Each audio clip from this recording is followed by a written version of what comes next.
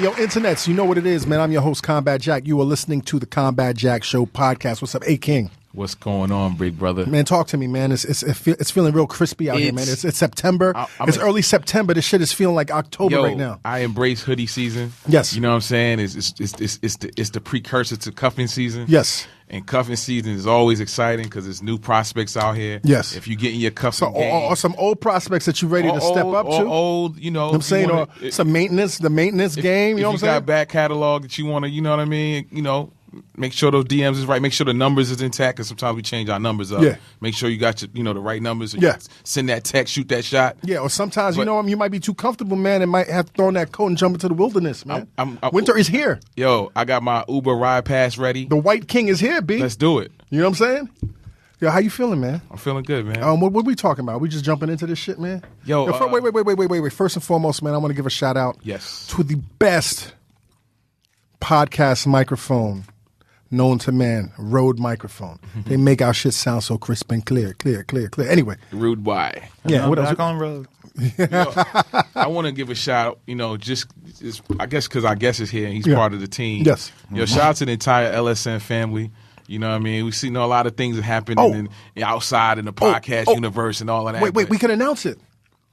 DJ Ben Hameen. DJ fucking Ben Hameen from the Combat Jack Show. DJ, so it's ill. So it was the day after President Obama had his inauguration party, right? Mm-hmm.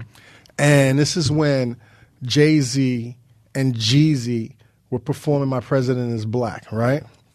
And, I was doing more on the blog thing at the time, and somebody connected me to this guy named DJ Ben Hameen. Right. And apparently, that clip was his clip that had gone viral, and it ended up on Vlad's site. And apparently Vlad didn't want to give Ben Hameen credit. So Ben Hameen knew that I was an attorney, knew I had some pull. He was like, yo, man, can you help me get some credit? So I didn't know Ben Hameen from a can of paint, but I hit Vlad. Vlad's my boy. He gave Ben Hameen some credit for the video. That was it.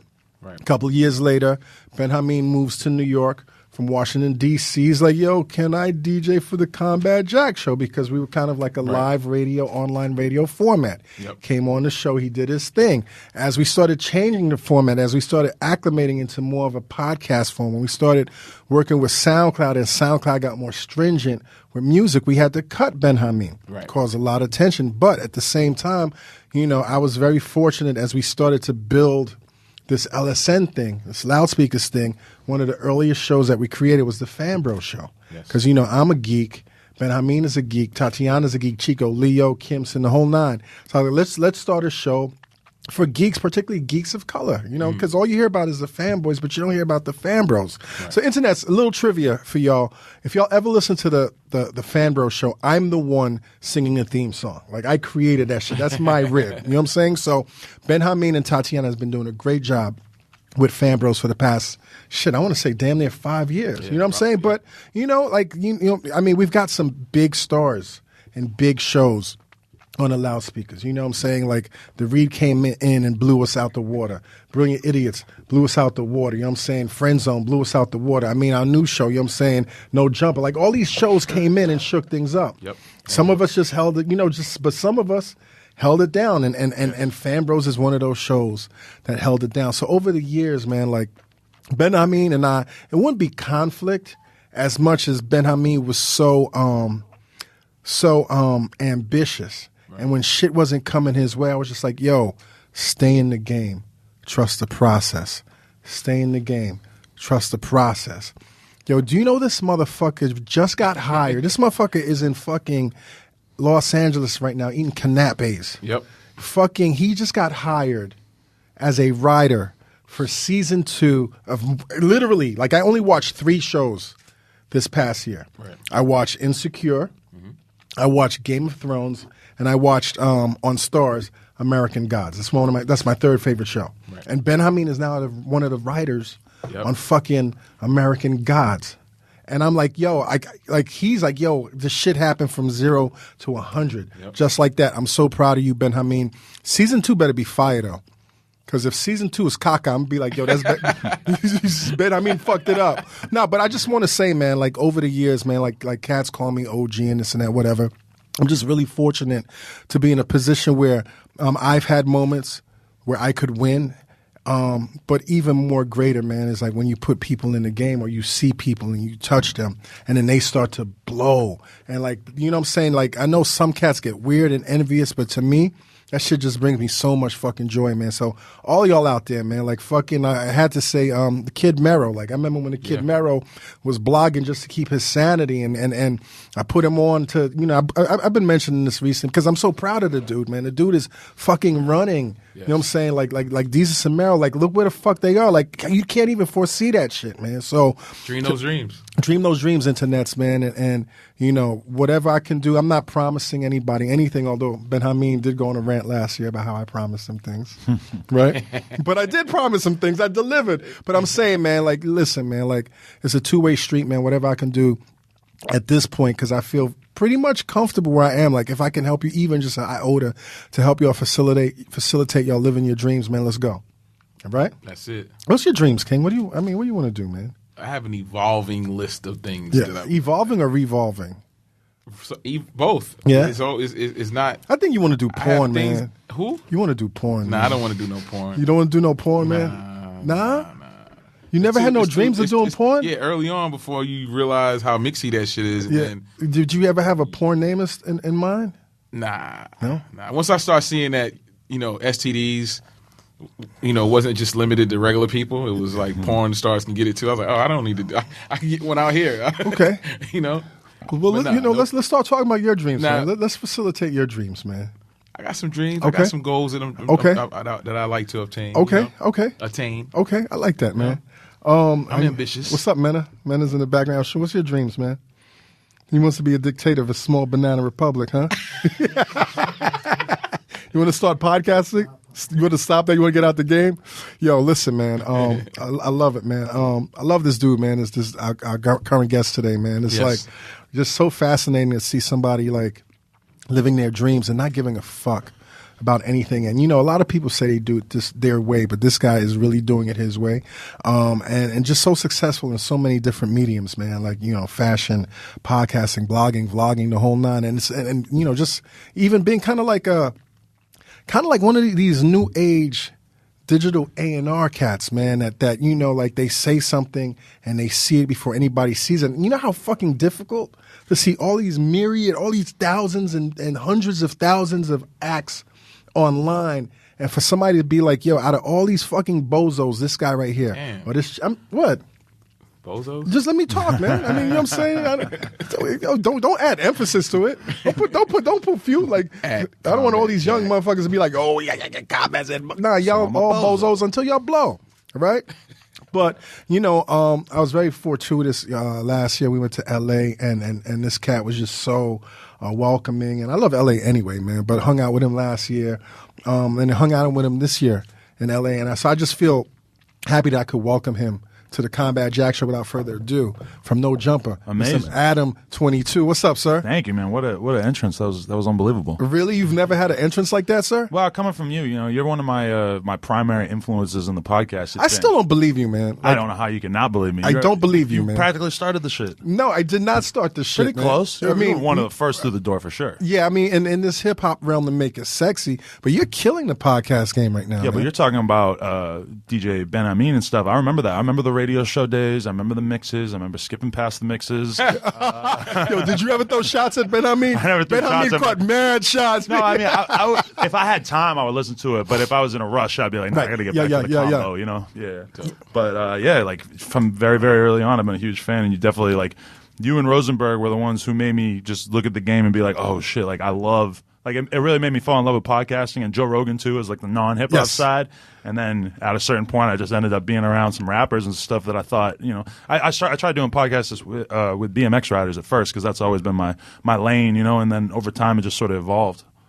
And look at you now, man. Welcome to the Loudspeakers. How do you feel? Loudspeakers has it is the changed? gang. Has it changed? But has it Shout changed? out Loudspeakers. I don't shout it out enough. I gotta work But has on it that. changed anything for you, man? Being on Loudspeakers? Yeah. Other than like you're on Loudspeakers. I mean, I can text Chris Moore. That's pretty big. That's pretty big, right? Does he text back though? Oh yeah, pretty good. Yeah, I'm not looking forward to the day that he stops texting back. It was gonna be a bad day. Yeah, I lost the sauce. I really loved your appearance on The Brilliant Idiots. Oh, hey, thank you. And I kind of loved what Andrew Schultz said, and when he said that you were the no jumper is a combat jack show for 14-year-olds.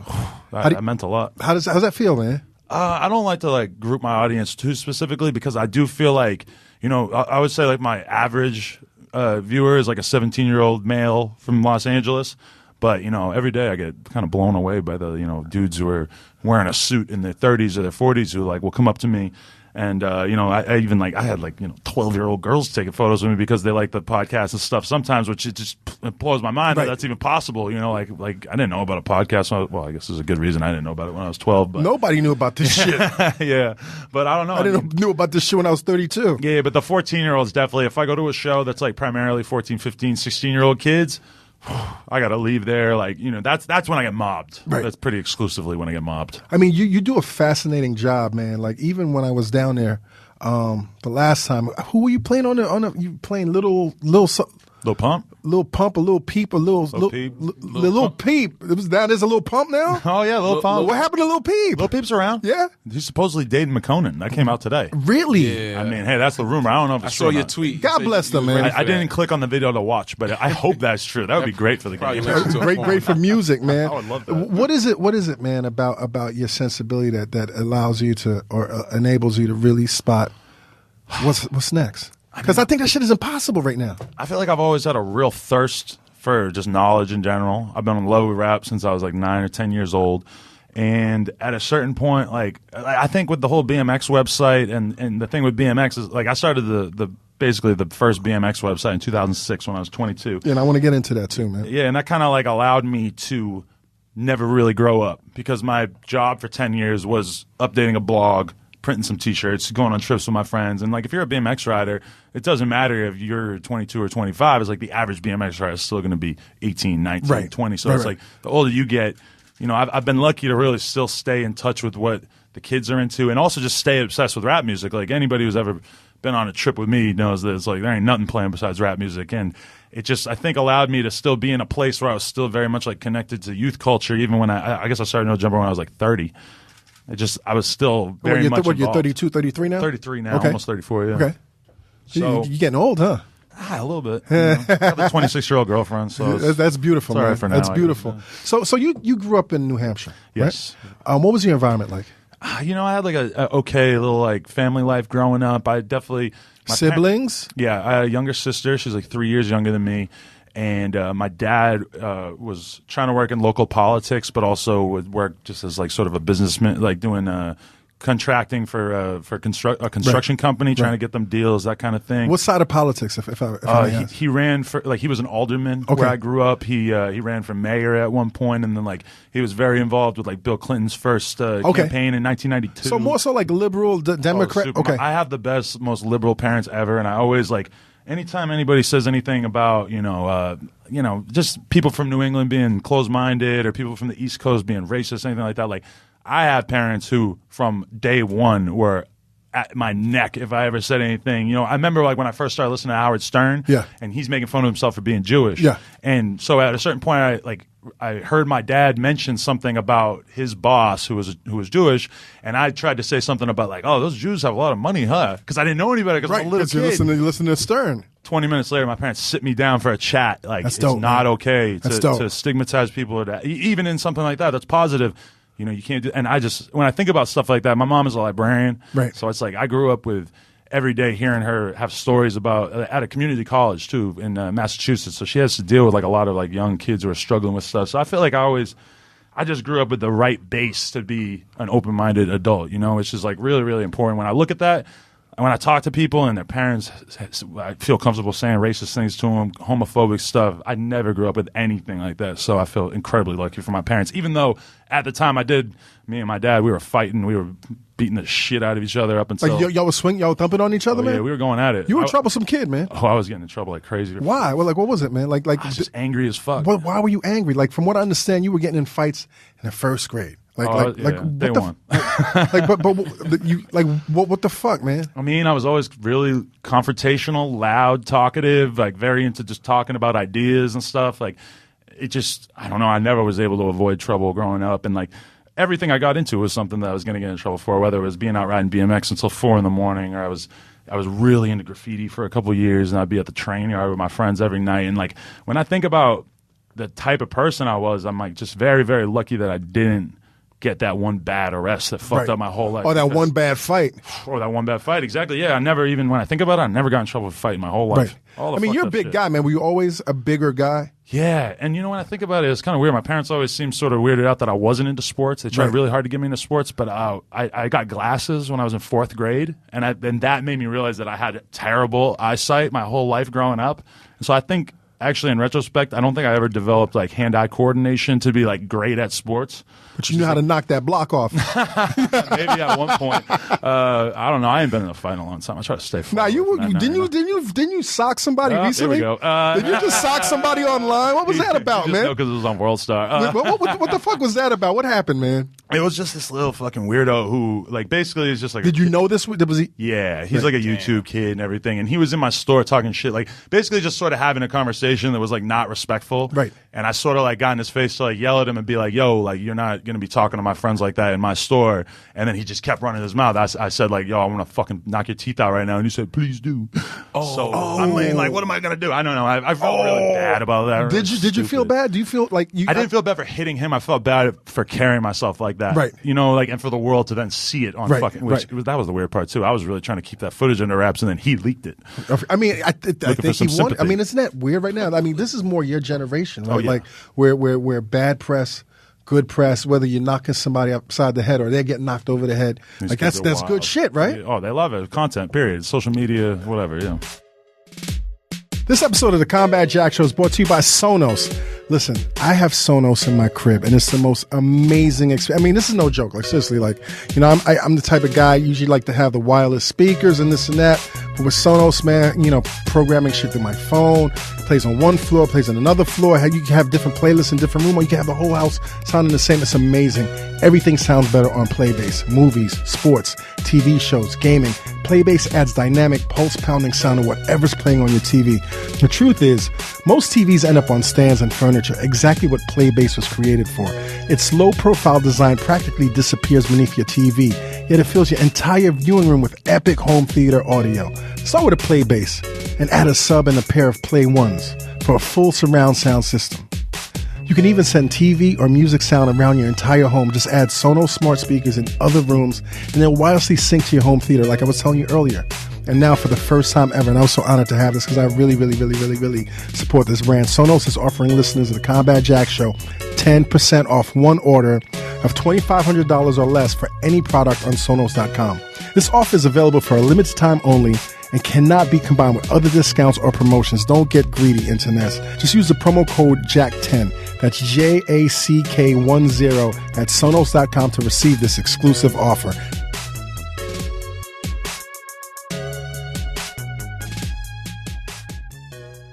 Great. So do you find it hard to maintain your composure right now? Does shit? You seem mad zen, man. I've never seen you angry, B. I mean, I want to. That's what I want. Like, I'm 33. It's like I know where I have to be mentally. Like, I want to be a person who's like at peace with himself, who feels fully content, because I feel like that at the end of the day, I'm expressing a personality through the podcast. And the best thing you could do for yourself as a podcaster or any kind of public personality is just to be very in the moment. Like, you know that when you're doing a podcast, the best thing that you could be is 100%. And I can say that about you right now. You seem 100% focused on what I'm doing right now. If your thoughts are going in different places and everything, then it can be hard. So that shit sucks, man. Yeah, as I get older, I just really want to find that balance and just try to, I just try not to, I don't want to get sucked into the bullshit. I've already realized, like, just in a couple of years in the rap world, I realized that there's this big urge for companies in rap to try to become popular or rich from basically like disparaging or disrespecting the artists and stuff. And I just think I realized at a certain point, like,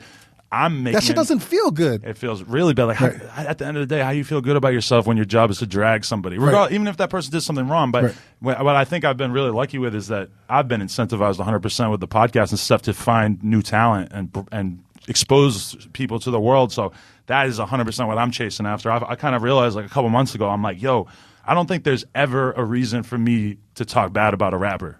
Like, and especially an underground rapper, you know, maybe if I want to say Drake fell off, you know, which I don't think at all, but if I did feel that way, he's a mega star, maybe that's okay. But, and I just realized, like, it's so easy for me to pick apart what's bad about up-and-coming rappers, but it's much more noble for me to try to promote people and help them, you know? No, and it comes back to you, man. Yeah, I 100% agree. So when you were younger, man, and I mean, because you're really intense, but I could also tell that your energy's all over the place, man. Was it very hard for you to focus? Because were you good in school? No, I did terrible in school from day one. You hated school? Yeah, and people always, like, would tell me, like, you seem so smart, you're so, like, good at certain things. You know, like, I would get an assignment for a book report, and I would just kill the book report just because I wanted to. But, like, nobody could ever tell me what to do. You know, I would get suspended all the time for just drawing in class. Like, was school stupid to you, man? Was it stupid? Was it stupid for you? My mom said one thing to me. I read that, like, you can learn a lot about yourself by asking your parents what you were like when you first popped out. Like, the first things you know your kids from day one. Because they see you from day one. They see what you're attracted to. Like, they drop you in the middle of the playpen and what direction you go to. Do you go to the blocks or do you go to the paint? I asked my mom that, and she said that two things. She said, number one, that from day one, I always wanted to just talk about ideas, and that I was upset. Like, she would subscribe to Newsweek, and that she's like, you were 6 years old, and you'd be staring at Newsweek, asking me what words meant, like, over and over and over. And then she also said that all the other kids in school really seemed like they wanted the teacher to approve of them. Right. They wanted some validation. And she said that you always seemed like you were seeking, like, negative validation. Like, you wanted to challenge them and piss them off. There you go. And you don't change. I got 4 kids. They don't change. You don't change. My aunt told me, man, like recently, because she's been following my career, and she's like, yo, since you were like 3 or 4 years old, and we'd be on the bus, you'd want to interview everybody on the fucking bus. I was like, word? She's like, yeah, I knew you were going to interview people when you grew up, because that's what you did when you were 3. And I totally believe that your passion that you had at 3, 4, 5 years old is what you're supposed to do. That's what I think. That's what you need to meditate on. Yeah. That's what you need to sit there and focus on, is like who you are at your most gut level. Because at the end of the day, like, maybe I could be a stockbroker right now, but I'm 100% sure, based on my experiences in life so far, that I wouldn't feel fulfilled even if I made a bunch of money, you know?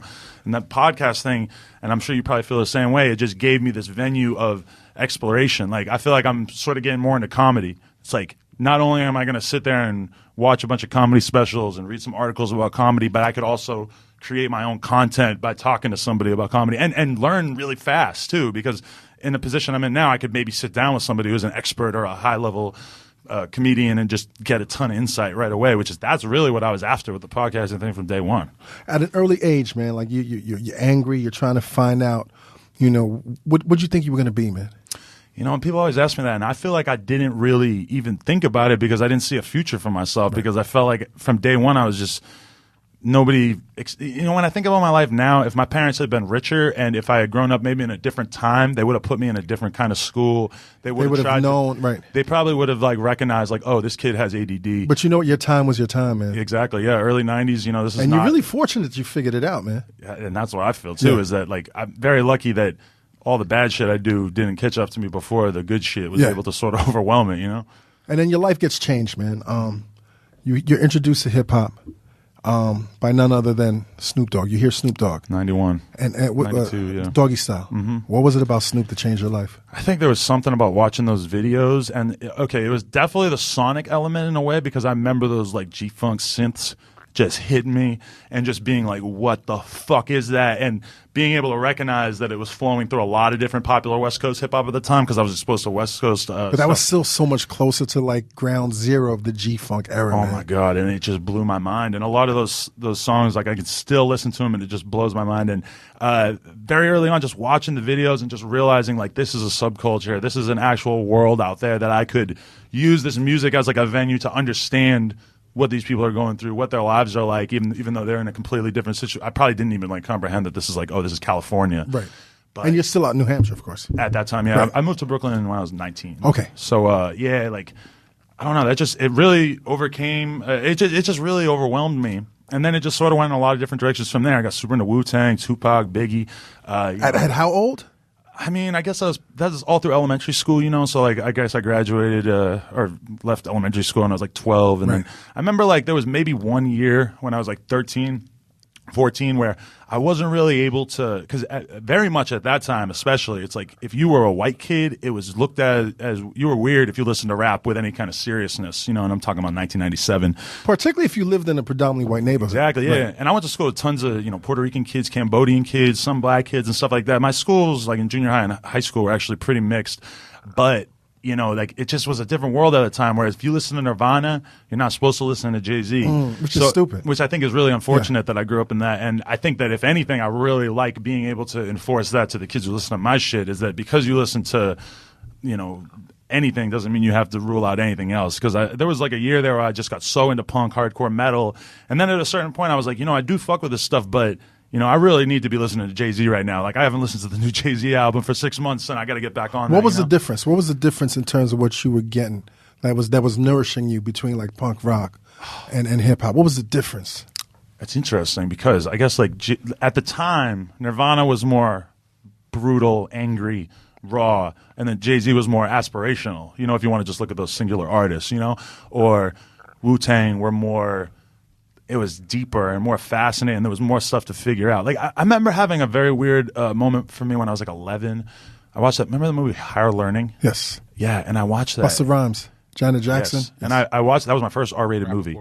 And I just remember thinking like, yo, I don't fuck with these frat kids. Like these frat kids wouldn't fuck with me either. And like I was like, you know, I was very attracted to, or just very interested in a rebellious community that was having a fight for really hip-hop is like what I was concerned with. Right. So it's like it was always a very strange thing being white and like being so in love with a culture that I didn't feel like I necessarily belonged to.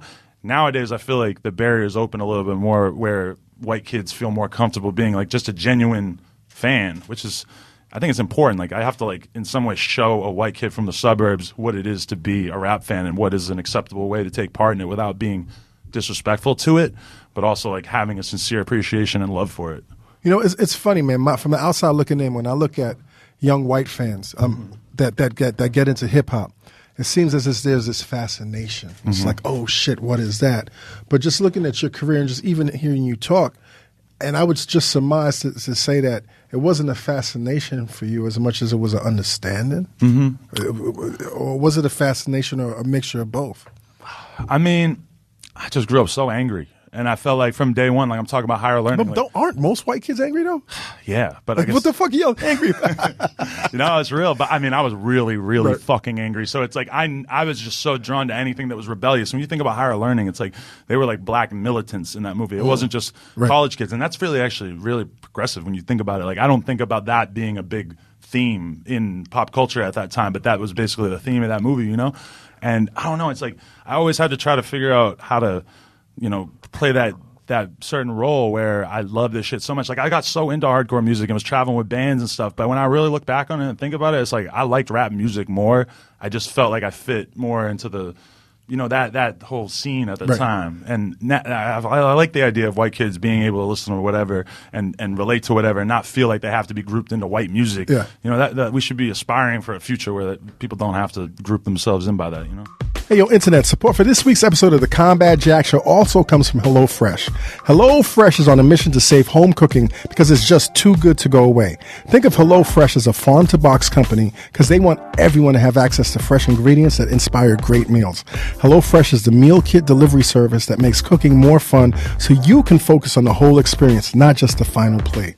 Each week, HelloFresh creates new delicious recipes with step-by-step instructions designed to take around 30 minutes for everyone, from novices to seasoned home cooks short on time, and all for less than $10 a meal.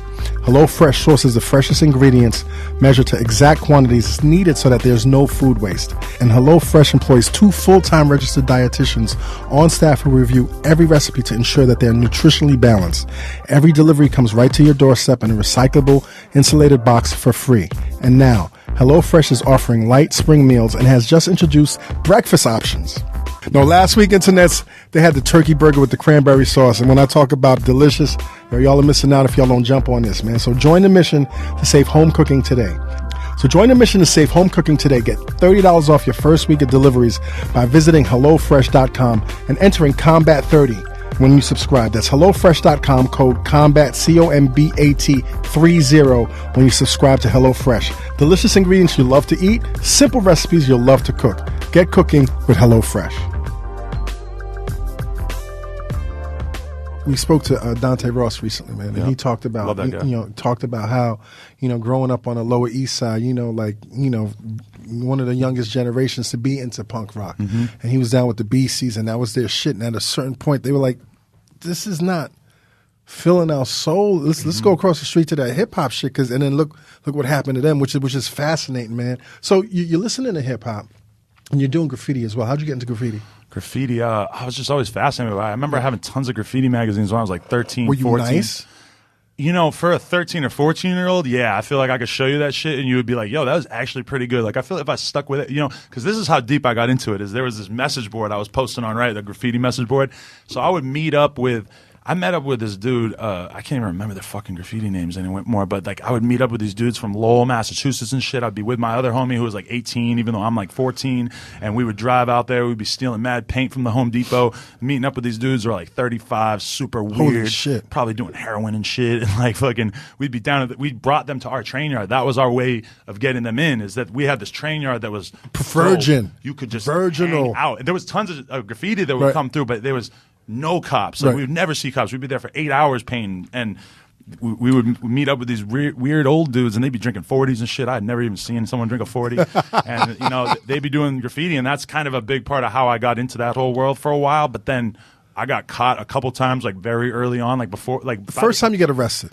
What is that? Are you shitting your pants? Or you're like, fuck it. Well, the first time I got arrested was from stealing CDs from Lechmere when I was 13 in 7th grade. Nice. What CDs were those, sir? One was White Zombie, one was 9 Inch Nails, and I think one was Nas. So that actually kind of like sums it up pretty well now that I think about it. And I think at that time I hadn't heard Nas yet. Right. Wow. I wanted it, but at the time it was a $17 CD in 1997, which was a fucking ripoff. Oh, jeez, when you think about it. Yeah. So you got arrested. Yeah. Oh, and y'all like, did I fuck up, or you didn't give a fuck? I mean, I really didn't give a fuck that much. I kind of tried to get my life together, but I mean, it really didn't go too well for too long. How were you trying to get your life together?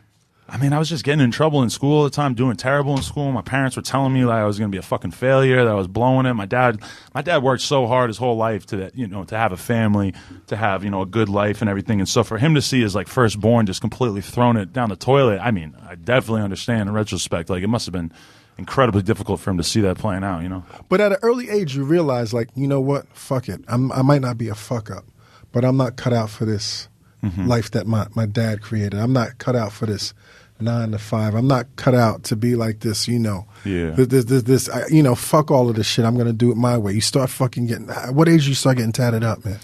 Oh, I started getting tattoos when I was 18. Okay. So I didn't, as soon as I the reason why I was able to go to college for 2 years is my parents told me, like, listen, you're either paying rent or you're going to college. Like, fuck that rent shit. They're like, if you go to college, we'll let you keep sleeping in the basement. Right. But if you don't, then blah, blah, blah, blah. So I'm like, all right, cool. So I go to community college for a year, and I was taking, English classes, art classes, all this stuff. Did you like college? Yeah, I did great. Okay. I got like straight A's like my first year there. What? Because I did English, art, the stuff I was actually that appealed to me. Like, I remember my teachers really being excited about me as an artist because I like was just painting and stuff, but I actually gave a fuck. I would actually be like really working my ass off on it. And then like my next year in college, I moved off to the dorms, and it's kind of weird because it's like I didn't start drinking or smoking or anything until I was like 25. Like, that's crazy. Yeah, I was straight edge. Like, that shit was important to me. Were you really kid. Straight? Like, you were like anti?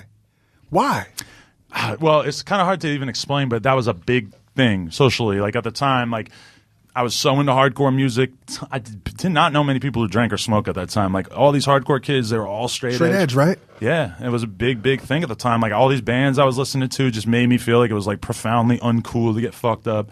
And even then, like, I think over the years, like, I think when I was 16, I took a couple shots at a party with my girlfriend. didn't really care for it. And then when I was 21, I kind of had become disillusioned with the straight edge thing. I drank a beer, but then I like didn't drink any more. And for like 4 years after, I genuinely wasn't into it. It wasn't your thing. And a big part of my instinct was right too, because that, especially when you're young, like I smoke now, I don't really drink now. And I think that like and even with the smoking stuff, it's like I ain't smoked in a couple days now. Like I don't really even give a fuck. And I think in a lot of ways, like being completely free of all that stuff when I was younger, 100% like allowed me to have a healthy relationship with substances as an adult. You know? Yeah. It's kind of weird, man, because I grew up being a fucking pothead. Mm-hmm. And over the past couple of months, man, it's like I don't really like smoking anymore. I don't even know what that is, man. I don't know if it's like anxiety. I just don't like smoking anymore. And I'm kind of glad that I'm for now, now I'm a fucking drunkard. Like, now I'm a fucking alcoholic. Now I just drink. But that's crazy. So, dude, you have so much shit on your rap sheet. You become a fucking scammer. Oh, yeah. At what age? OG scammer. OG scammer, huh? It's early in the game, right? 2003. 2003, so like that's pretty early in the game. Like, how do you start fucking scamming, dude? Oh, man, I love talking about this. I used to tell everybody this story back in the day. So basically, all right, I was just, I feel like I have to say I was just an angry fucking kid that didn't want anything to do with society, didn't want a normal job. To me, the best thing that I could possibly do was like find a way that I could make a couple $1,000s a month so that I didn't have to have a job, so I can continue to ride bikes, make bike videos. That's what I was concerned with. I was spending a ton of time online at that time. And so I started I had a friend who got me into shoplifting at first. So what we do, we go to the mall, and we had all these different spots that you could hit up where you could maybe get like a couple $100s worth of resale at one spot. We hit up the Barnes & Noble.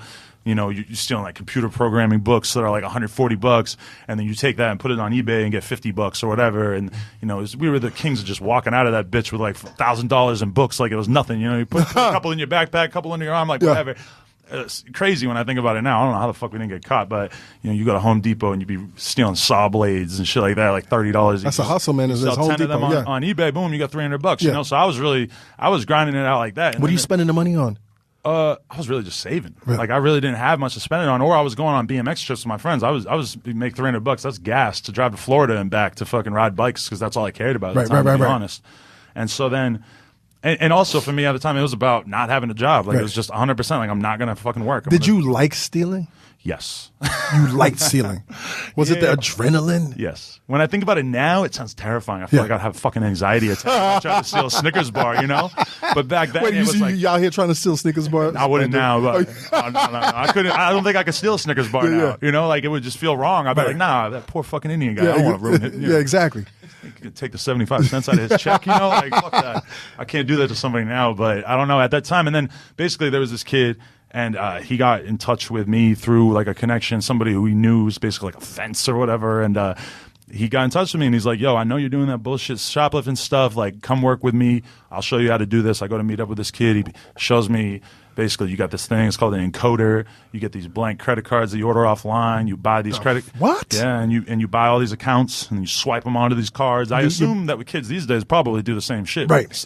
Often, Although I think this is kind of a little more highbrow than what some people do because you have to have the equipment and everything. Right, of course. But I mean, the real highbrow shit is when you create a whole fake identity for yourself and you go take out like you buy a car. Because like think about it, if I had if I had a fake ID of you and a fake credit card of you, and you got good credit and you got money in the bank, what's going to stop me from going into? I never did shit like that. Right. I was buying laptops and TVs. So at some point, man, like, what's your biggest take with scamming, man? Shit. What's your biggest score? See, when I look back at it, it's like we would have weekends where we might make $10,000, $12,000, $13,000 resale. So maybe it's almost $30,000 worth of shit because a lot of times the resale you will get would be 40%. Right. And if you go through a fence, it's going to be like that. And if you sell it yourself, it still might not be that great. You got to put a lot of time into selling the shit. So I was doing that for a couple of years. So you're saving all this money for what? Like you know how it is when you got money and you're a dumbass young person too. It's like no. As a young person, as a grown person, I do dumb shit with my money. But to be honest, like when I have like a profound memory of having like six figures, like when I was young, like when I was like 21. And then at a certain point, I moved to New York, and my plan was move to New York and be done with that shit, be totally done with it. What did you want to do when you? What was your plan? I wanted to make bike videos. I wanted to record my friends doing bike tricks, do all that kind of stuff. Unfortunately, as soon as I moved to New York, I just hurt my back, which is something I've been dealing with since I was like 14. I first hurt my back on a bike and shit. Yeah, and it's just always been a terrible thing that just basically just inconvenienced the fuck out of various parts of my life. And so I was like, you know, I can't really ride my bike right now. I got to find something else to put my energy into. So I put $250 into an online poker site, and I just started, like, from day one, I was on there like 10, 12 hours a day. How much are you pulling in on poker, online poker? To be honest, I think I had a couple 6-figure years. How, like, you're grinding out 12 tables. How'd you learn poker, man? I had books, I had forums online. I was just grinding, you know. I was like what the fuck is, like, dude, who are you, man? I know it sounds weird too. Because who is this? I don't know. I just didn't have anybody telling me that this wasn't an okay thing to try out. No, right? but I mean, if you're gonna do it legal, do the online poker shit. It was legal. All of a sudden, I felt like the fucking shit. Like, I remember the first month that I made like $500 from online poker because I had money saved up so I could quit doing the scamming shit and just do online poker. So I'm fucking feeling myself for a couple years there. And then, you know, it was good, but at a certain point I realized, like, yo, like, this is not the life for me. Like, you're sitting in front of a computer by yourself in your room 10, 12 hours a day. Yeah. I mean, yeah, the high and the thrill of making that money is cool, but eventually that shit dies down, it dies right? down. And with your fucking energy, you're like, I gotta live, right? When I realized was because I had a friend who worked at Urban Outfitters. Right. And I'm talking to him. He's talking about all these girls he knows, all these parties he's going to. I'm like, you're meeting nobody. Yeah, I'm like, you jerking off a lot at the time, man? Oh, hell yeah. And I would be on MySpace trying to find some girls. I'd be searching on MySpace trying to fuck. So you're like official creep at this point. Well, you know. I mean, you're in a fucking sending cave. the messages. Yeah, exactly. Yeah, I was basically a cave. And you know, the thing they don't tell you about online poker is you got to piss in a jug. Why? Because you got all these tables going at the same time. And you can't miss it. If you were to sit out of each one, it would take a long-ass time, and it really takes away from, like, you know, it's just a huge pain in the ass, so you got to keep a jug. So no girl is fucking you at this time? Oh, no, I was getting pussy, but, I mean, you know, not nearly as efficiently as I might have later in my life. Yeah, your game wasn't up. So you're tattooing your face. Like, what was the first face tattoo, man? Well, the only shit I have on my face is I have this dagger. And it says, that's a fucking nice dagger. You like that? Yeah, it's a nice. Just got one. Kind of like it. Yeah, it's a very classic. Yeah, of course. I got the upside down cross on my face first, though. I think that was like 4 or 5 years ago, something like that. Yeah. So you know you're not fucking getting a job like that. Do that. No. And then you start doing the BMX videos. Well, so what happened was I was spending so much time playing online poker, and also starting to realize, like, yo, I don't really like this shit. This is actually kind of stupid. Even though you're pulling in 6 figures. Yeah, but it's like at a certain point, I'm like, this is just not the life for me. Like, I was looking for a way out, basically. Right. So I'm also like, you know, you kind of need something else to look at online while you're playing poker all the time. So I started looking at it because from probably like 98 on, I was reading XXL on the Source every single month. So that shit was good too, man. Oh hell yeah, it was great. I love. Elliot Wilson. Elliot is the fucking goat. Being an editor in chief, he is the goat. And I say that all the time, and he deserves all the props in the world for that shit. Because to me, like, I've always been so fascinated by media companies. Period. Like, my mom was telling me, like, you were asking me, like, what is Newsweek? Like, why does this exist? Who runs this? I would be reading the masthead trying to figure out, you know, what is this? Like, why the fuck are all these people together making a magazine? You know, and like, as soon as I found, like, Elliot made me even way more obsessed with hip hop because he made me see it from the perspective of a guy who had to pump out a dope magazine. And he was so fucking aggressive. Like, you hadn't seen that in magazines at that time. 50 on the cover 6 times in a year and shit. Just killing the Source. Oh. He destroyed it. How you destroy a brand that legendary? And I mean, they did destroy themselves. Exactly, yeah. But, you know, they did destroy themselves. Elliot was on their neck, and I loved it. I love that shit. But you know what it was? At a certain point, I realized, like, damn, I'm not reading XXL anymore because I'm looking at Now Right. I'm looking at 2 Dope Boys. All that shit. Shout out to SK, man. Yeah, SK the GOAT, man. Actually, I should have fucking tried to meet up with him out here, but you know, that just. It stood out to me like, yo, I'm not buying XXL anymore. Like, I literally stopped going to the newsstand. Isn't it weird, like, how blogs. you were a fucking one day you're a magazine junkie. Like, I can't live without magazines, and the next day it's like, I don't want this shit anymore. Yep, everything's online, and so I just died overnight. I saw my own behavior. I was like, well, if this just happened in rap, it's going to happen to everything else too. So I was really into BMX. BMX has always been about magazines. I was like, you know what? Somebody needs to start a blog. I didn't put any thought into it. The name, nothing. It was just. I started a little blog, started putting some. What was the name? The Come Up. Come Up, yeah.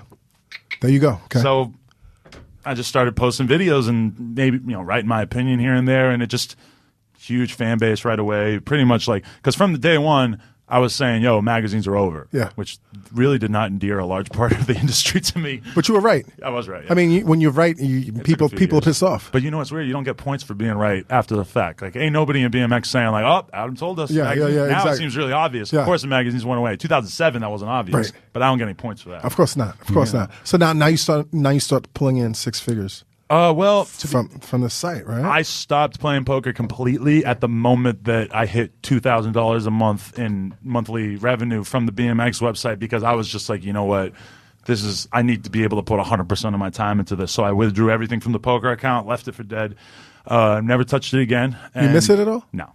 Not at all. I'm on vacation. I won't play blackjack. I won't play roulette. I won't play poker. In real life? I'm just not interested. Maybe if I got bored on vacation, I guess I could sit there and play some poker, but it's not really that exhilarating to me. It's just kind of, I did so much of it. When you grind out, like, I know what you mean, man. When you do something like blogs, I don't want to write anymore. Oh, exactly. I don't want to fucking write anymore. Once you write, like, here's the new video from blank, and it's called blank, and it's about blank, blank. Dude, I was writing 2,000 words a day, and it was like, after a while, it's like I got no more, man. Yeah. So you're living in Brooklyn? Mm-hmm. For the record, I was living in Astoria at first. Okay. I did like 2 years in Astoria, and then like 5 years in Bushwick. How was Bushwick, man, at the time? When I first moved there, I had absolutely no clue that it was going to become the thriving, hipster, gentrified metropolis that it is now. Look at what it is right now. There was no indication of that. I remember, like, there was no white people there was no bars. There was nothing. Yeah, like, and that happened after living there for a couple of years. It was like, oh fuck, because the organic bodega pops up, and the little bar pops up and stuff like. Which is, I saw the area get nicer, which was cool. Did you like Brooklyn? Oh, I love Brooklyn. Right. Yeah, because in Astoria it was cool, but it wasn't really much of a.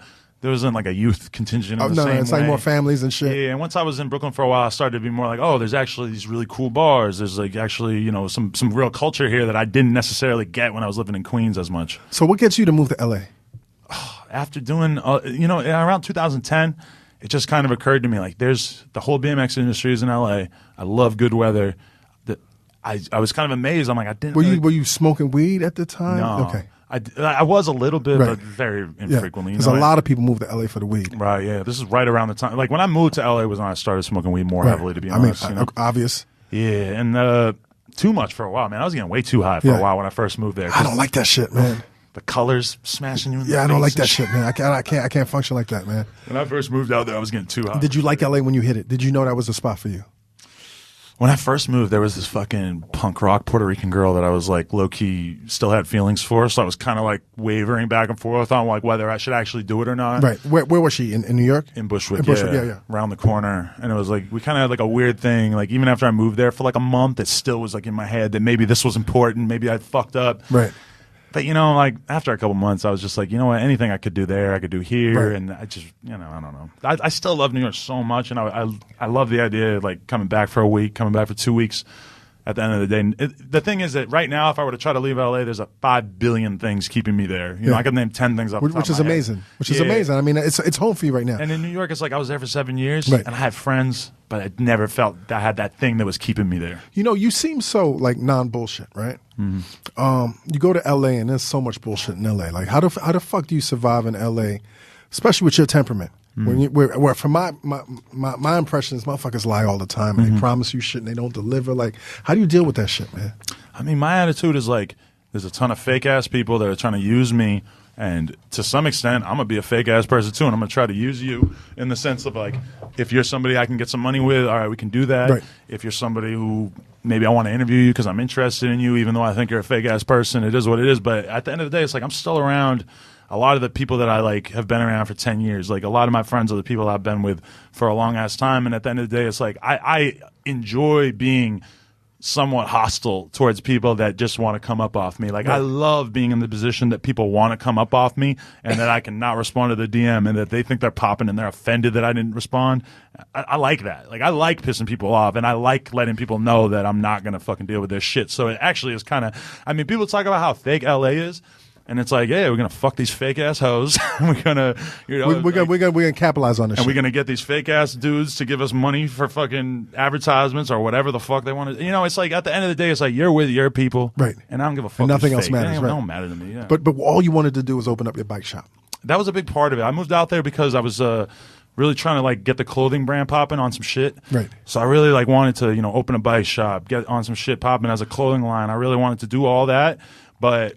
I feel like that was, I moved out there and like something happened where I just started to take my life a lot more seriously when I got out there. Well, to be totally honest, I got into a relationship with this girl that was like really intense for like 3-4 months. And then we broke up, and it was a really like jarring thing because I really, really did care about her, and I liked her a lot. Why'd you guys break up? Because she met some other guy that she wanted to marry. So she didn't want to marry you. Yeah, she's like, fuck you. I mean, that was the whole thing, is that she was like simultaneously dating both of us for for. How'd you find out? I think I found out because she went to the Emmys with him, and somebody sent me a photo. Like that's goddamn. Like Emmys. Not even keeping it low. She's like, I'm high post. Yeah, and so she broke your heart, man. Yes, but she was still trying to convince me that she wasn't fucking him, even though she went to the Emmys with him. I'm like, motherfucker, I know. Adam, what do you do with a broken heart, man? What's Adam like with a broken heart, man? You lay in bed, you smoke fucking weed, and you fucking stare at the ceiling. And then I got to send a big thank you to my current business partner on some shit. It's this guy Alfredo, and he has a YouTube channel. His name's Alfredo Mancuso, and he sort of recognized what I was going through, and he didn't really like have any reason to, but he sort of started to like call me and be like, yo, come to the club. Yo, come to the bar. And he was looking out for you. Yeah, and he got me drunk, and he introduced me to fucking hoe-ass girls, and like just basically like got me. You know, you get into that mind state. I can only be with this one person, and it was really bad for my ego, man. Right. Because she left me for a dude who was like, without question, more popping than me, cooler than me, etc. You know, and it was very jarring to my ego at that time. So I had to like. And in the come down, this is a fucking great story. This is like a fucking comic book. It's like, yo, I got fucking blown up to bits. But I mean, like, yeah, like at a certain point, I just like started to like, and I have to thank Alfredo. He took me, he just like kind of cracked me out of that. But in the reformation of my ego, as you're meeting these hoe ass chicks, you're still heartbroken. It doesn't matter, right? Yeah, like, I mean, you know, it helps. It helps your ego a little bit, but you're like, yeah, the Emmys. You know, and the fucking Emmys. But the important part, about the hoes after the breakup is just that it reminds you there's a disease where you just believe that you can only be with one person. Right. It's not true. Right. There's a lot of people under the face of the sun that you could be happy with. You know? Of course. And you could be happy by yourself too. Yeah. And it's like in that complete and total, like you talk about ego death when you do acid and stuff. I've been through that. I had ego death through a breakup where it's like it obliterated my image of myself down to the core of like, what are you for real? Right. And what do you really want to do with your life? And who do you really want to be? And I was sort of like, I had been so wounded in that moment that it forced me to like rebuild myself in what I wanted to be as opposed to what I had always been. Right. And it was that depression that allowed me to break out of like some of the ideas that I had in my head about what I had to be. Yeah. Why fashion, man? I've always let me tell you something. I didn't know anything about your fashion game at all. And I think the last time we was in LA, we took an Instagram post, and you put it on your IG site. And then afterwards, it was like 2,000 motherfuckers commenting on your T-shirt. Oh, really? Okay. They were like going crazy over your fucking.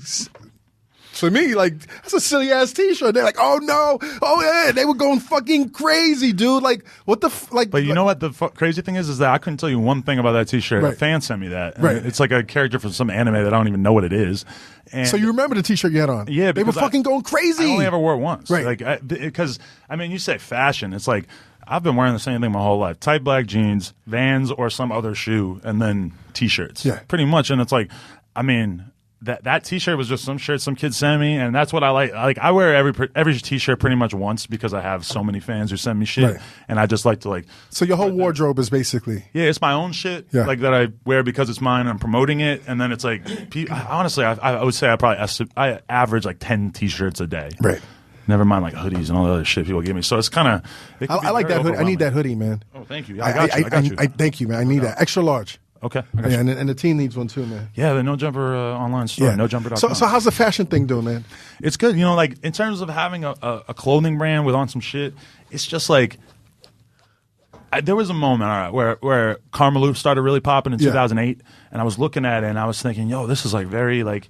Innovative, like new, interesting streetwear, and I was looking at brands like Diamond and Crooks, and I wouldn't buy it really. Like I remember I got a free package of Crooks one time, and I was kind of hyped, and I bought a few other things, but you know, it never really like. At the end of the day, I was always like, why am I going to go spend a bunch of money to buy a T-shirt from some skate company when I'm a BMX rider and I don't give a fuck about their brand? I could start my own brand. I could do my own thing. I got all these cool ass friends around me. We can make BMX videos, and maybe the T-shirts will pay for the videos. Right. You know, that was the idea. So it's like I never saw it as a fashion thing. I saw it as like, yo, I think the shit that me and my friends are doing is doper than the shit that is popular right now. And in retrospect, I was wrong. I mean, in the sense that, you know, there were very, very good reasons that like Crooks and Castles was very, very popular. And as a businessman, as an adult, I could see that Right. and see what the their aesthetic influence was. and their brand and they were very progressive at Right. that time. But at that time, I'm an angry ass kid. I'm like, fuck that shit, man. Of course. Our shit is dope. We're riding BMX every day in fucking Brooklyn and downtown We're Manhattan, about you know? this shit. Yeah, like fuck everybody. I ain't gonna wear no Supreme. I still like. I respect Supreme so much as a brand for the jug that they pulled off for all these years, but it just never made sense to me as a person. Yeah, Like, yeah. why would I want to take part in somebody else's shit when I could do my own shit Yeah. or support the people that are in my orbit, you know? Drugs. Drews. You like drugs, man? You know, At this point, I got that on and off relationship with him in the sense that, like, once in a while, like, I had a weekend with her a couple weekends ago where it was like 3 days straight of just being kind of in a haze, drinking Coke, Xans, weed. And it's like, you know, and somehow in all that, I still managed to get like an 8 or 9 hour stretch of work in, like on Saturday afternoon. God bless you, man. And then but then as soon as that's done, boom, I'm back hanging out with her. I mean, but you know what? I think drugs. Listen, I'm just bracing myself. internet's like I told y'all before. Yeah, go ahead. Jack did that so you wouldn't have to go through that. I think Jack's still doing that. But you know, life Don't changes. enable him, please. Don't enable him. I mean, I'm wearing a nice shirt right now. Listen, drugs are good. I mean, they have a place. Drugs are good, like, right? If you don't abuse drugs, drugs are good, right? I mean, right? I think that's a very unpopular thing to say, right? I certainly feel like my life has Man benefited in is some like, what? way from drugs. What are y'all looking at me for? No, I mean, no. I mean, And I said, don't die. I mean, so out of all the drugs, what's your favorite? I mean, I'm gonna be honest with you. Like the shit that I actually like, that I have to make sure that I don't do very often, is the downers. Like, I love. You almost got caught up with the Xannies, right? I mean, to be honest, like that article kind of made it sound worse than it was. I remember I had this one really bad week where there was this girl from Ireland and she flew out and like she basically like hit me up on Facebook or some shit and like wanted to hang out. She came over, she had a big ass bag of Xans and like I didn't know any better. I thought they were like pain pills and I'd kind of like taken Vicodins and shit. Did you take the full 3 tabs? No. Well, I took the whole bar. The whole fucking I didn't know bar. You're supposed to bite that shit, dude. No, I only took Xans once. Okay. It was last year, and had this fucking meeting, and a friend of mine gives me the whole fucking bar.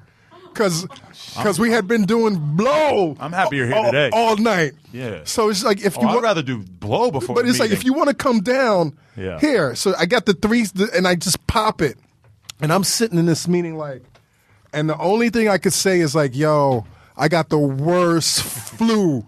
Like I got the flu because I'm nodding through the whole fucking meeting, dude. Right. The shit was embarrassing. I looked like I was on drugs. What's after Xans though? Once you what's the next? The way it actually goes. You seem pretty curious, King. Is it lean? Like, lean is designer as fuck. Do you fuck with lean? Yeah, I love it, but do I don't you like really lean? do it like that. Dude, you seem so energetic, man. Like I know, but sometimes you want to just hit that switch and turn it off. I hate that. Give me Coke, man. That's what I'm saying. Give me fucking Coke. Once you start doing both together, that's when you're in real trouble. Yeah. You go up and down, and that's like. But then you learn to start like balancing and kind of like orchestrating the journey and the trip. It's tough because the more popping you get, the more fucking drugs people start handing you. I went to the studio with my boy Smoke Perp the other day, and a guy fucking held out a pint. He goes, "You want a fucking line of lean?" I'm like, a line? A line is an ounce. An ounce, okay. So that's like if you drank an ounce right now, you'd probably be taking a nice. See, the lean lean shit scares me, man. It is scary because it's just like heroin. And Yeah. It's like for me, it's Have like, you done heroin? No. Like heroin scares me. Yeah, but I I've hear never people seen that say in my that life, heroin really. Yeah. is the best fucking high ever, just like you being smothered in this comforter of comfort. That's kind of what lean is like too. So I feel you. You like Molly? Yeah, Molly is intense as shit though. Yeah. Me and her. You just want to touch shit. Oh God, bro! Me and her had we wasted a lot of money on my birthday. We went to this rap show that my homies were playing and shit. We took Molly like pretty much as soon as we got there. 30 minutes later, I'm like grabbing her thighs so hard, and I'm just like, "You want to go back?" She's like, "Yes." We hop in the Uber, the $100 Uber back to LA.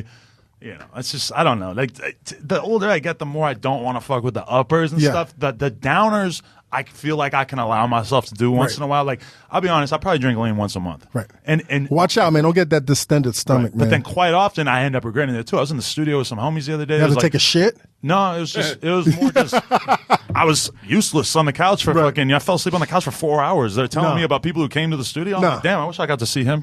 Nah. That's crazy, man. Yeah, man. So you would say your favorite is the downers? Yeah, but I gotta be real Coke careful. is king, man. Coke is king. Let me tell you, Coke is fucking king, if dude. you're out drinking, Coke's pretty fun. Yeah. I don't want to do Coke by itself. Ever. Yeah. Which I know is probably not. Combat just increasing his Coke ally. Yeah. No. Hey, listen. This is all, figurative speech right here. But man. you know what the problem is? Allegedly. I feel like people will view you as being like a real deal cokehead because you acknowledge that you've done Coke. Yeah. It's like, but that's the stigma of Coke. Like, Coke has the worst. It's not, okay, dude.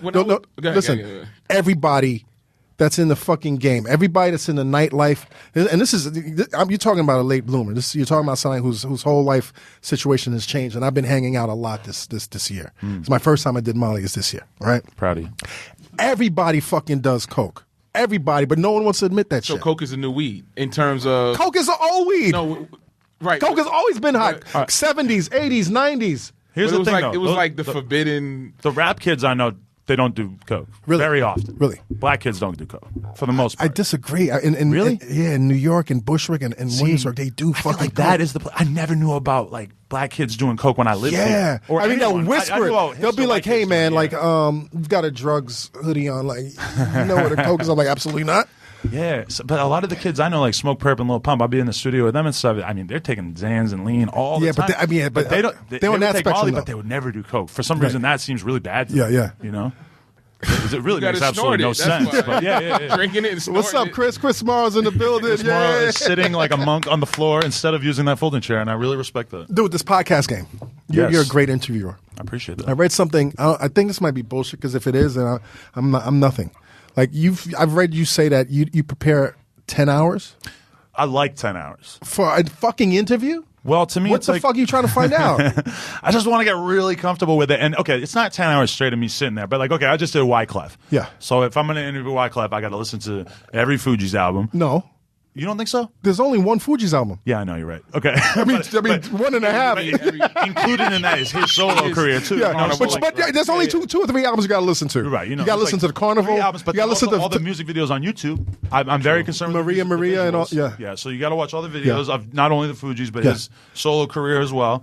They gave me the link to his new album, so I had to really... Yeah, I got to listen to that. I got to... How is it? Flames. Is it? Yeah, it's dope. I haven't listened to it since the interview. I got to listen to that shit because I got an upcoming interview with Clef. Yep. Oh, really? No, it's because he brings the guitar. He plays the notes. And did he bring the singers? He had a couple of girls that he works with that were with him, but they weren't really He singing. brought a couple of girls. That's his shit, huh? Oh, he's just he has a guitar. Motherfucker you ever met in your life. He's fucking crazy dude. too, Unreal. man. And also him on Drink Champs with Nori is phenomenal. Yeah. Like unreal the vibe they had going in that room. But 10 hours. Okay, but get the fuck out of here. Listening to the music, a lot of reading, writing questions. What it is for me is honestly, and that's what I appreciate, is that it's like a meditation on that person, of like me really trying to get in touch with what is the most interesting thing I could talk to this person about. What is the most interesting angle I could take this. Like before your interview, it's like I had to listen to you get interviewed by, I might have been, I listened to 2 other interviews with you and and then maybe went through your Instagram for 20 minutes, You find out a lot about me from Instagram? I don't even remember. Twitter. Going through Twitter, exactly, yeah. 3 hours max, man. But I'm looking, really? Yeah. 3 hours max, man. I mean, 3 hours often. But then this is the problem, is that you got somebody like Wyclef, I kind of know he's going to be a good conversationalist, even if I'm not well researched. Right. But then a lot of times I'm interviewing a 19-year-old rapper that just came out. I need 40 questions in front of me because you have to carry. That's when you have to. You got to carry this shit. And that's what will take my anxiety level down. Is if I. But why don't you do like what Charlemagne said? What do you mean? Like when you on Brilliant Idiots, like Charlemagne's like, yo, I hate bad interviews. Yes. And at a certain point, he's like, yo, you're fucking trash. Get the fuck out of here. Oh yeah. Like you know what I'm saying? And this is the thing that I grapple with. Like, and unfortunately, I don't have a lot of bad subjects. He's very mainstream in comparison to me. Yeah, that's true. But I don't have a lot of bad subjects. But at this point, I feel. I'm trying to interview you, right? If I did at least 3 hours of research on you, and I'm interviewing you, and you have nothing, you're disrespecting get the fuck out. Yeah, I feel you, but a lot of the best interviews, get the fuck out. A lot of the best interviews I ever did were like people who were hard to get to talk, right? And I ended up being very thankful that I had that big list of questions so that I could really work on it and have something. But it doesn't feel good when you're carrying an interview, dude. Yeah, but they want these hot little kids in the interview. I mean, it makes you money, right? And it's like if I like their music, a lot of these 19-year-old kids that can barely string a sentence together, it's like I like their music a lot, and I want to know what's up with them, So or even like somebody like Trippie Redd, it's like.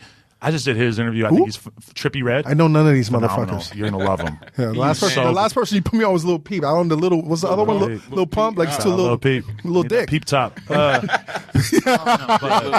No, it's weird when like your famous rapper friend comes out as bi. Yeah. Because now I got to make all these jokes about hooking up with him and stuff. Like I got to poke fun at it without trying to seem homophobic. Right. So what's up, Pete? How you doing? Are you homophobic, man? No. It doesn't mean shit anymore, right? No, I don't care. Yeah. Speaking of which, man, I'm glad I met her. Yes. In real life, because I've been looking at her online. You know, no creep shit. Right. Your fucking girl, Lena. She's fucking hot, dude. How the fuck did you pull her? She DM'd me. What? Yeah, that makes it cooler, right? She DM'd you and you. I'm sure you get a lot of DMs. But when you get her DM, did you go like, "What the fuck? Is this real?" That booty definitely had me intrigued. She sent you the booty? Like, well, I'm just looking at her Instagram pictures. I'm like, damn, I need to explore that. I might need to find out what's going on down there. I might need to go spelunking. But I mean, we kicked it and we just got along pretty well. I mean, we went through some like periods of not talking when we first linked up. You know, we wouldn't hang out for a month, and then we would, you know, and then I kind of, I don't know, just slowly sort of started to make sense. You know, I really like. What started to make sense? The fact that she's bi. The fact that she brings in other chicks, because that's, you know. Let me tell you something, man. Yeah. Let me tell you something. One thing I'm learning. The key is a bisexual chick. That's the key. I'm rocking with you, bro. Isn't that the fucking key? Oh God. Yes. That's the fucking key. Because otherwise you feel like you're in prison your whole life, right? Yeah, it's like you don't look at that chick as because I'm an explorative person sexually. I like having interesting, fun sexual experiences, and it's very hard for me to Life is short, man. Yeah, that just because you fall in love with a girl that you could then have to like cut off all the interesting, fun times you might have in your life. And I felt lucky that she's open-minded too, because she was bisexual, like dated a girl for 4 years before me. I mean, and that's a real bisexual. It's like it's not no novelty shit. She was like let's have a threesome because we're on the fucking Molly, like I like chicks. No, yeah, she was like fully about that, but then she like fully went heterosexual, and then met me, and then. Do you ever get scared with what? That a chick might be able to pull your chick? Like, now I'm not talking about have sex with your chick. Might be able to pull your chick. Nah, because I just don't. That shit is kind of scary, dude. Appreciating girls, but not to that extent. I don't think. Yeah. So you guys, what I love about this is like you've been very successful on your own, and then you guys are successful together, like in terms of how open you are with your relationship, like I think people really love it. People seem very inspired by us. Threesomes. How do you prepare for a threesome? How do you prepare for a threesome? So I'm watching Insecure. Yeah. Okay. I don't even know what that is. So it's a popular show in LA, and there's this guy Lawrence who's trying to figure his way out. Okay. And he's been in a long-term relationship. He's out of a relationship right now. He gets picked up by these two chicks. They bring him to their apartment. The three-way is about to go down. Right. And they offer him some coke, and he's like, nah. Mm-hmm. And he fucks up the fucking three-way. Really? Like, and I'm like, are you fucking kidding me? It's a fucking three-way. Like, you gotta. Yeah. Like, how do you get prepared for a three-way, dude? Well, I mean, I'm going to be honest, is that if you're going to have 3 girls sucking your dick and you do coke and it makes it so it's harder to come, that might be a good thing in that moment. Coke is king. I haven't done coke every time I've had a threesome, but I have noticed that it's a pretty effective tool. Coke is king. Because you don't want to bust a nut in 5 minutes. You don't want to bust a nut in 20 minutes. Like have you? In 5 minutes with multiple girls? Yeah. Shit. In my early days, yeah, probably. Isn't that the worst? Like, do you just fucking go in the bathroom and like fucking shit? Oh, hell no, I reload. Yeah. I'm jerking off that pud. How do you reload? Man, I just do it. No, how do you reload? Because I'm older. Right. When it's dead, dude, it's like I don't want to touch it. I don't want to touch the shit. To be honest, I used to kind of be like that, where I would only be capable of 1 or maybe 2 nuts in a night. Right.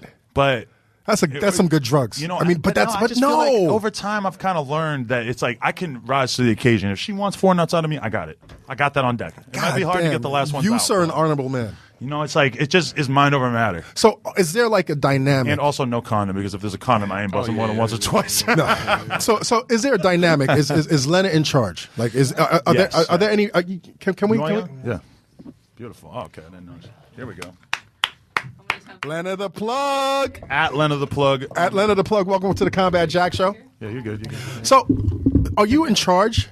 I'm the dick manager. You're the dick manager. For the most part, this is what I hear. It's like in a threesome, like your girl has to manage that shit. If she's blessing her man with a threesome, why does she have to be in control? Well, if I'm in control and I'm talking to the girl, then I know there's nothing suspicious going on outside of it. He doesn't even have. He might not necessarily even have her number. Like, we could have sex with her, hang out with her, whatever, and then it's like it's all clean, in my opinion. I mean, we've done that. I don't even know their name. So I've heard, which is my fault. But so I've heard different things. I've heard you can watch, you can get a blowjob, you could fuck, but I still have to orchestrate he has this? permission to do everything with all the girls. He's still like every single time will look at me and be like, "Can I kiss her?" And I'm like, "Yeah." So how do you feel, man? Like you seem like such a fucking independent, strong-headed dude. Right. How do you feel about like yielding this control to your girl? I mean, you got to like keep her happy. Like, she's the main part of it. She's the one who's allowing it to happen. And half the time, to be honest, or the majority of the time, like the girls are more into her. Like they might like actually Girls are fuck more with into me. girls. Yeah, They're like whatever. They like me, but they like her. Right. Like really like her. Like Right. it's crazy. Which is great like, for me. Which is great for me too, because it's like honestly, I don't even have to fuck the other girl. I could be sitting there watching them fuck each other and just be going like my fucking heart's about to bust out of my chest because I think it's so hot. I love the look you get in your eyes. Yeah, It's, if I got like, to slide so in the other funny. one for 10 minutes, then hey, like beautiful. You know? Lena, has there ever been a time when you're like, this motherfucker's enjoying himself way too fucking much?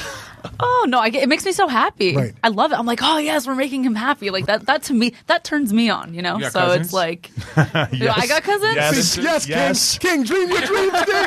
King, this. And there's let's go to- rappers who when always are we going to hit it LA up again? with Yo, Every King, rapper is like, yeah. King is the king of threesomes. Oh, And you never get jealous. Oh no. Oh, so last question on this: would you guys ever bring another dude in? Nah. Why I not? don't think so. To be honest, all right.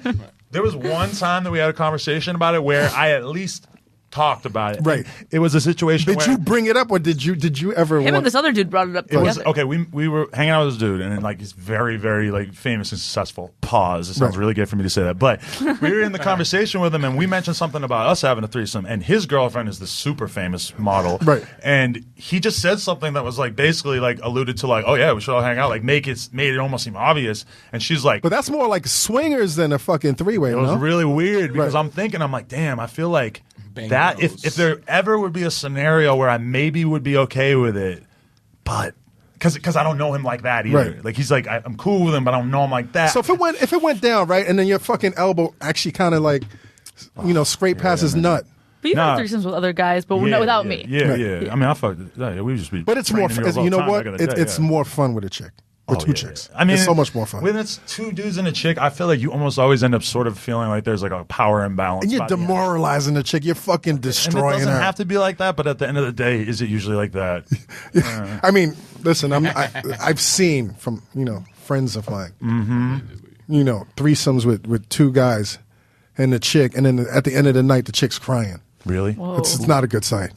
It's not a does good not sight. sound right. It's not a you good played the sight. cards wrong in the first place if it ended up like that because you gotta like make sure. We played the. I mean, they not played you, the. them, No, yeah. not me. Them. They played the cards wrong. I want to make sure that everybody's. Yeah. Threesome takes a huge overt amount of attention to everybody's Yeah, feelings yeah. because you want to be concerned with the other girl, even though you also want to be concerned with your girl, and you want to make sure your girl doesn't think you're that concerned with the Of other course. girl. So you got to play it off too. That's the other thing. You're like, this is all right. It's all right. if you agreed to do that and your friend had bought his girl, then the only plausible thing would be for you guys to swap.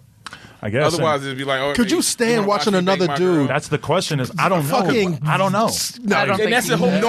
And once you get to that point, it's like, no. All I'm saying is that one No. conversation Hell that her no. and I had about this other couple, we briefly entertained the idea. We didn't go out of our way. Yeah. We didn't, but Right, right. that at least made me think there's some tiny percentage of me that would be interested in it, but I don't. Yeah. nope. No, you're like lend over your girl, and you go Yeah, over you there. say over no, there. no, That's your opinion of it. Yeah. Yeah. Hey, homie. You want a family down the line, man? Because you come from such a strong family. Your family was such a regardless how much you rebelled when you were younger, man, they really shaped you, and they did a good job. Yeah. I I mean, my feeling is like, one day I'm going to be 45 and I'm going to be rich as fuck and I'm probably going to be kind of bored. Right. So probably someday, Yeah. not 45. I don't know when, but at a certain point, it's like, yeah, I'm sure I could, but I'm so fucking focused on this bread and this fucking podcast shit and this everything right now that it's hard for me to even think about what it would be like to take my life right now and carve out a gigantic chunk of it to care about somebody else more than You're pretty smart, man. I'm doing, You're pretty you know? fucking focused, man. appreciate that. Thank you. What's your thoughts on the future of mankind, dude? Like with all the shit that's going on right now, I kind of fucking want to give up, man. I can't, but I want to, man. I don't know, because I'm like watching, the Charlottesville shit was just so depressing because I think for a long time I felt, and a lot of people felt, that the openness of the internet would destroy bad ideas. Like racism couldn't possibly thrive with the internet being a huge part of our lives because it would be so easy to debunk. Right. But instead, it's like you see like bad ideas supercharged, Yeah. and you even see good ideas, social justice, taken to logical extremes that I think are probably negative for the entirety of, good on the planet, So it's like, instead you're just seeing like each extreme of the political landscape be like weaponized and created to be, and I just see it's hard for me because I'm so interested in politics, but it just feels so toxic that I don't want to talk about it that much. Maybe on the podcast I'll like talk about it a bit, but I'm a hardcore liberal in my mind, but I also see a ton of stuff going on the left that I'm like not that stoked on. Right, of course, right. And I also, I'm fucking horrified by Trump. I'm horrified by a lot of the things I see on the right, but I also see people that I don't think are necessarily the worst people on earth who are being called Nazis and are being grouped in with terrible people. And it's just the whole fucking landscape is disgusting, and it's just hard to even exist in. I get a sense from you, and this is what I like about you, man. It seems like, without even trying, without making an effort, you're pretty woke as a white boy. I mean, I'm very conscious of what my role is, and I definitely like have said things and done things that I regret and that aren't representative of necessarily where I ended up as an adult, But I mean, I grew up with really good influence from my parents, and I think that's the main thing is that my parents there was never room for me to if I had said something homophobic around my parents would have fucking sat me down and gave me the fucking talk. And I just am so thankful that I had that. And that I've always just been interested. There's a ton of right-wing people that I'm interested in what they have to say. I follow. It's great to read the opposition. Right. I love following Richard Spencer. I'm going to be totally honest. Because he's a piece of shit. Really? But I really am intrigued by what he has to say because that's the other side. That's the real other side. That's what we're up against. We're not, the left at some point has to realize that they're not, that yes, Jules isn't their enemy. Yes, Jules might have fucked up. She might have said something she shouldn't have said. She's not there. And she just did some stupid shit. She wants to be an ally. She did the most stupid shit. Right. She said some dumb shit. But when you do stupid shit in this climate, man, it's so easy to get beat up, B. How many threesomes she had? I don't know. Hey, man, anybody got footage, I'm down. As long as she's living her life like it's golden, yes, Jules. We got to get on the show, man. Actually, that was really great to get to introduce her to Yes, Jules, because she's a big fan. Yeah. There you go.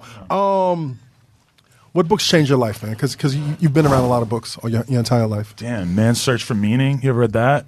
That was a big one for me. It's about this Holocaust survivor and having his family taken from him and having all his possessions taken from him, and how he basically, through that experience, figured out that there are two real ways that you could live your life. You could live for someone else, or you could live for the change that you could make. You find meaning in suffering. The meaning and your suffering. And oh man, I think that really hit me over the head hard. There's a book that I have a bizarre love for that's called what's it called? Confessions of a Master Thief. That just really made me want to do fucked up shit as a kid. That was just basically one of the greatest jewel thieves of all time. That shit fucked me up, bro. I'm going to be honest. That shit fucked me up because it just made the whole idea of doing crime seem so fun. And I read it at such a bad crime is also a great drug too, man, if you could get away with it, right? That high. It's a fucking great drug. What was a really great book is Mastery by Robert Greene. Oh, top five. Oh, huge. No, yes. I love that book, man. I kind of recommend that book to everybody. There's an author, Ryan Holiday, that I'm a huge fan of, that I had on my podcast that my girlfriend has a weird crush on. I think when you start talking about boy-girl threesomes, that's who she starts thinking about. Him. Yeah. Fade, what's his book? Catch that fade. He has one book. World Star. Yeah, I'm just kidding. He's a great guy. He has one book called it's called Trust Me, I'm Lying: A Guide to Media Manipulation. Blew my motherfucking What is it mind. about manipulation? It's about how the media works and how you can essentially kind of get control over the media by thinking about what the things you do, how you move, what you put out into the world, thinking about what could go viral. And he has crazy experience because he was working for American Apparel, and he worked for Robert Greene. He was one of his early employees or whatever. And that book's crazy. He has a book on stoicism that's crazy. He has a book about that's called Perennial Seller that just came out that is all about just creating content that has a really, really long shelf life. It talks about how all the books that sell the most copies each month or each year are always, or it's the Bible, the fucking, it's all these classic titles. And people don't think about that. Think and Grow Rich by Napoleon Hill. That always sells. And I think about that a lot because we create content that is very timely, topical, and that's that's dope. But this interview might not necessarily mean as much 2 years from now. And I think about that as a challenge a lot lately. Is keeping shit evergreen. Yeah, there's real opportunities to make evergreen content in terms of stuff that shows up in search. And where's your fucking book club, man? What the fuck, man? All right. Can we do a book club? I said I was going to start a book club. Yeah. And then I fucking didn't read the books I said I was going to read. You didn't read them. Okay, I fucked up because I just made the books that I was going to read, like books that I already like was going to read for my own like mental stimulation, you know. But now we're actually doing the real book club because Gucci Mane's autobiography is out and I have it. So have you started it, man? I read the whole thing on a plane. How was it? Oh, it's fire. Really? Yes, because that's one of my favorite rappers of my whole life, and he has a very loosely held together. It's not like Jay-Z where it's easy to. No, he's a fucking mess. But the 10 albums and they were all dope. Gucci Mane's catalog is so all over the place that the book helps you to understand the story that was going along and why some of the albums sound like they do, and that's going to be the first like No Jumper Book Club thing that we're doing, and hopefully I can use that to get Gucci Mane into the studio someday. So you just confirmed everything I thought about you, man. What do you mean? You're fucking brilliant, dude. Appreciate that. You're fucking brilliant, dude. And I appreciate that in this day and age where you could be talented but there's no substance there, man. Like you're fucking brilliant, dude. I mean, I'm just trying to be a better person every day and just trying to like bring good stuff into the world, Yeah. Last question. Top 5 MCs. I always say that I don't do this conversation, but I'll do it for you. Okay, Thank you. I have a caveat. Wait. I'm glad that you fuck with Black Dave, dude. He was supposed to come today. Black Dave is my dude. He was going to come. I've been fucking with Black Dude for the past 5 years. He's outside the whole time. He actually, honestly, I mean, I got a meeting at 7, but I fuck with Black Dude. With Black Dave. If I don't see him, man, tell him like I'm still rooting for that dude. That's cool. Man. What's he working on, man? I don't know. He tore his ACL skating. Yeah, I've been looking for videos because I'm like a year from dude. I got up on his videos like about 3 or 4 years ago, and he had some dope shit like skating through the city, fuck the police, the whole nine. And then now I look at this shit, it's just skating. I didn't know that dude was so nice. Well, he raps his ass off too, and he's just a cool guy. Like I had him on my podcast mostly because I was just intrigued by the idea of him being a pro skater and also like a fairly official rapper. Yeah, a New York official rapper, which is fucking rare. Exactly, because New York needs the rappers. Yeah. Get. Tell him do some dope rap shit, man. I need that, man, because I fuck with him, man. Because I really fuck with him a long way too. Like he came in. He's a good dude, right? He did the Charlemagne interview with me. He's a great guy. And wait, what were we talking about right before that? Top 5. We'll get to the top 5. Top 5. Well, number 1, Black Dave. Number 1, Black Dave. Black Dave. Black Dave a long way, bro. He's a great dude. I want him to win, man. All right, these are my top 5 rappers that I've listened to in my life. Like these are the ones who have meant the most to me, I think. So it's Tupac, 50 Cent, Kanye, Cameron, and like Jay-Z. Great list. And it's like if I have to do 5, I have to be honest with that. And I know that like maybe 50 is not a popular choice. Dude, it's subjective. I don't give a fuck, man. But I'm telling you, 50 taught me more about being a man than almost any other rapper ever. I watched his career so closely during that time period that I feel like Robert Greene. He forgot a fucking book with Robert Greene. I did not read that, but I really should. I read it. It was the 50th Law. Okay. I mean, no, it was great. It was great. 50. No. You always got to feel weird about the rapper books because you don't know how much involvement the rapper's dude, it's have, a 48 laws told through 50. Right. But it's like you can't fuck with the 48 laws of power. But did you feel like it was dumbed down? Like no, it wasn't. It wasn't dumbed down. It was like growing up in Southside Jamaica, Queens. These are the 48 laws of power plus 2. Yeah. I don't know. I feel like I learned everything with 50. Yeah. Shout out to 50, man. That's shout out to 50, man. That's an interview that I would love to have. I mean, shit. Like whoever gets him. Huh? Never mind. Oh. No. I didn't say that, man. It was, Yeah. Dude, what's next for you, man? I feel like if politics, I were and get the into politics, good thing, man. you think? Yeah, get into politics. Jeez, man, I'm scared. Jerry Springer's getting into it again. Is he? Yeah, he's gonna run for governor. We need whoever the fuck we can get on the left because that whole Hillary thing didn't work out. We need some. I mean, I'm not dissing you, but the bar's been lowered so fucking low, man. Well, when they start talking about The Rock, I'm like, hey, man, if you can get him in office, I'm down. Like, let's do it. Yeah. For me, I mean, I feel like the good thing is that I feel like I have a platform now that I can continue to expand upon, like nonstop. For like, if I was doing this for 10 years, I think I'd be perfectly happy, Yeah. But I mean, I just want to do bigger things for the community, like for the culture, for just what we have going on in LA in general, for people in general. I just want to continue to document what's going on, make content that people give a fuck about, and just continue to meet more people, know more people. Like for me to even be having a conversation with you is a dream. Like 5 years ago, I could not have imagined that.